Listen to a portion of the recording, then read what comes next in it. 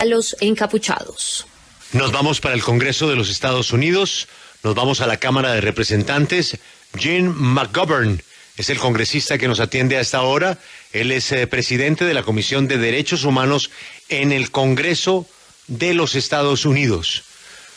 Mr. McGovern, good morning. Good morning. What information do you have about what is going on in Colombia? Well, the information that I've received is very disturbing. I've heard from friends in Colombia who have called me directly, and I've also seen the videos online that show the violent response to the protests that are happening in Colombia. And I've been to many of these cities, to Bogota, to Cali, and Popayán, and elsewhere. And I'm I feel deeply the loss of life and the many wounded and traumatized because of the violence that has been used against these protesters. And so I'm deeply concerned. And so are many members of Congress. Congressman McGovern, how this situation could affect the support, the help that our country receives, especially our military forces? Yeah, so my view is that peaceful protest is the foundation of freedom of expression. And peaceful protest should never, ever be met with the use of force by police forces, let alone violent, brutal, excessive use of force, like what we're seeing in Colombia.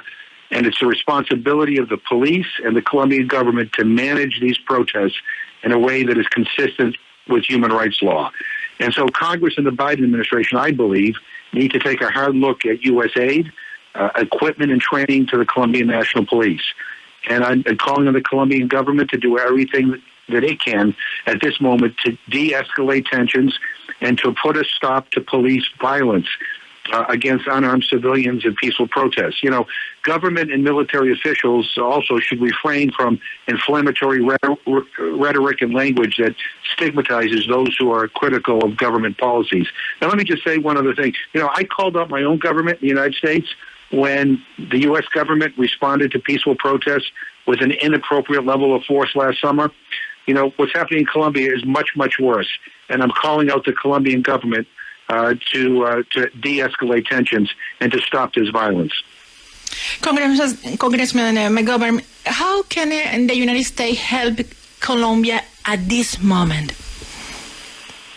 Well, I mean, what we're doing is urging Colombia, who is our ally and our friend, to stop the violence.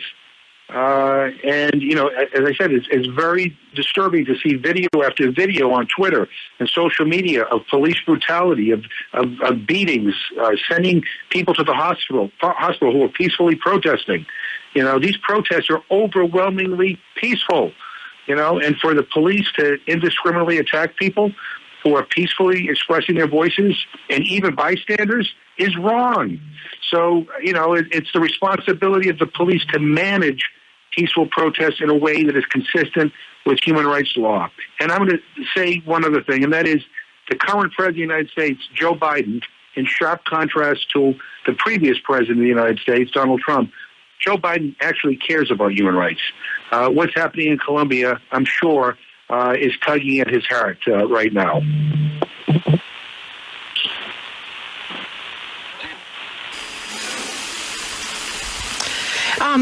Congressman, will you propose something for the congressman to the pressure Colombia after that? Look, you know, only Colombia can stop the violence, but they need to know that if they don't, that there could be repercussions. And as I said, I think it is appropriate at this moment for the U.S. government and the Biden administration to take a hard look at U.S. aid, equipment, and training to the Colombian National Police at a minimum. The people of the United States don't want their tax dollars going in any way, shape, or form to crushing peaceful protest. I mean, what is happening in Colombia is deeply disturbing. It is wrong, and I believe rises to the level of constituting human rights violations. Last question, Mr. McGovern. Did the ambassador of Colombia in Washington or any Colombian authority has been in contact to you to try to explain what's going on in our country? I have not received a phone call from the Colombian ambassador to the United States or any Colombian government official to me directly. But they need to know that the world is watching. And again, I mean, this is all over social media. I've received calls from friends of mine who have told me about what's happening.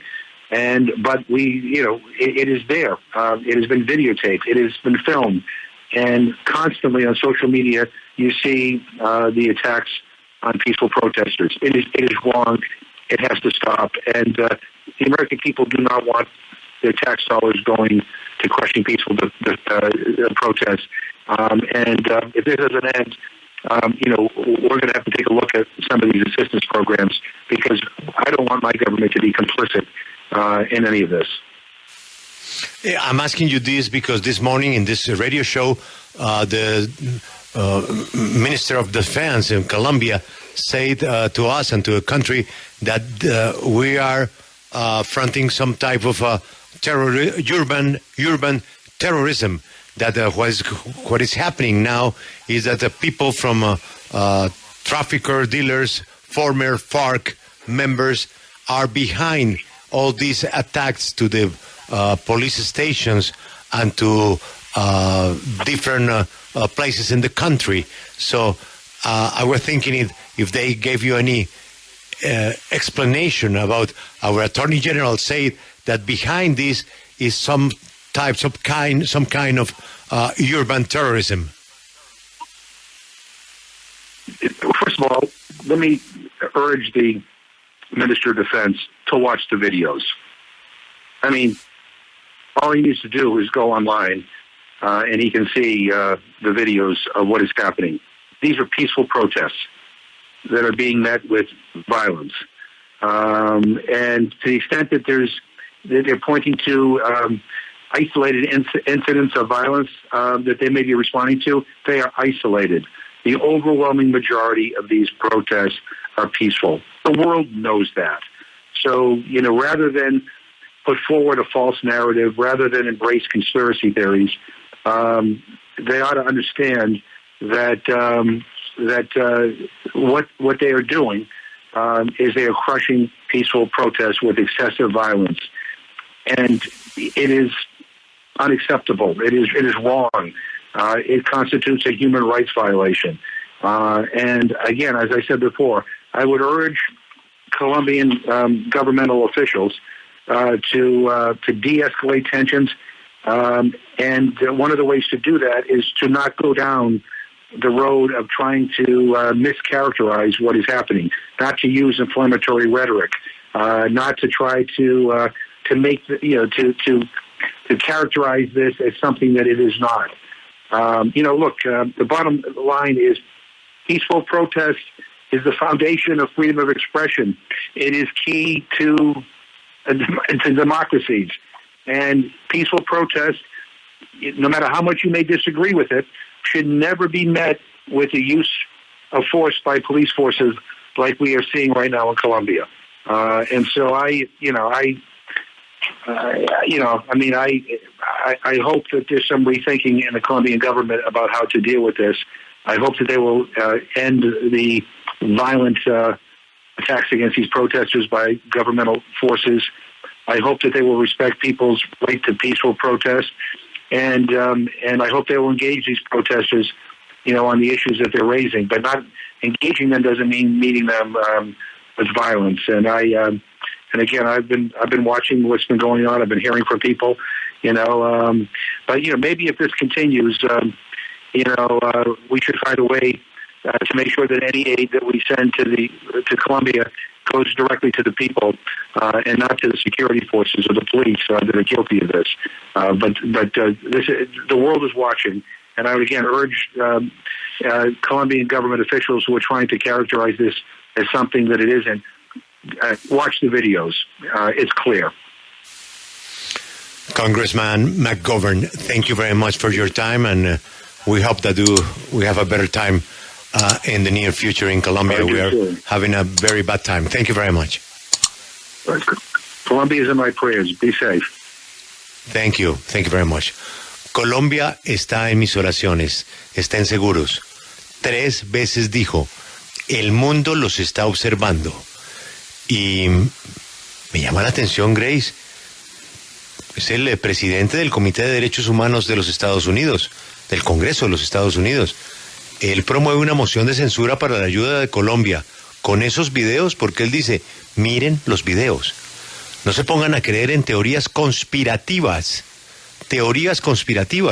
Cuando le hablé de lo que decía el fiscal y el ministro de Defensa. Pero ¿dónde estará el embajador de Colombia en Washington? Como para que le dé alguna explicación oficial de lo que piensa el director de la policía, el comandante del ejército, el ministro de Defensa o el fiscal general de la Nación. Ahora sí que debemos estar bien preocupados, Grace. Resumen ejecutivo de lo que dice el presidente del Comité de Derechos Humanos en el Capitolio, donde se le pone el chulito, el visto bueno a la ayuda a Colombia, que mayoritariamente va a la policía y al ejército. ¿Qué dijo el señor McGovern?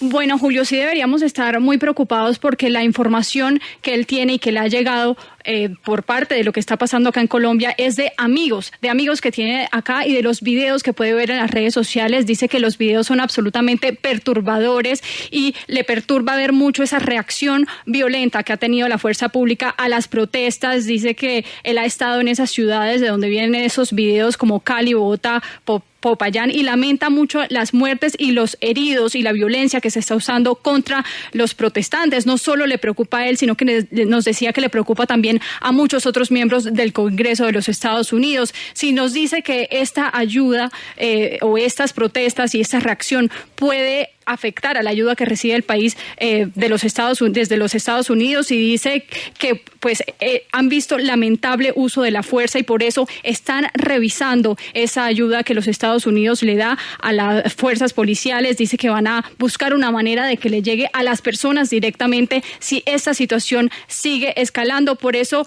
llama al gobierno e insta a desescalar esta situación, a no estigmatizar a los críticos del gobierno, no estigmatizar a los protestantes, y también nos dice que una forma de ayudar a nuestro país en este momento es estar vigilantes a lo que está pasando acá en el país, porque por supuesto Colombia es aliado de los Estados Unidos y por eso están instando a parar la violencia, porque repite, es perturbador lo que se puede ver en las redes sociales, esa brutalidad policial, los heridos en las protestas que él reitera son pacíficas y la policía lo que ha hecho es atacarlas indiscriminadamente, y para él está absolutamente mal. Él nos dice, Julio, que el presidente Biden, contrario al presidente Trump, sí le importan los derechos humanos y seguro le duele muchísimo en su corazón lo que está pasando en Colombia. Si hay maneras de presionar a nuestro país, él dice que sí, que si no cambian esa manera de atacar a los protestantes van a haber consecuencias.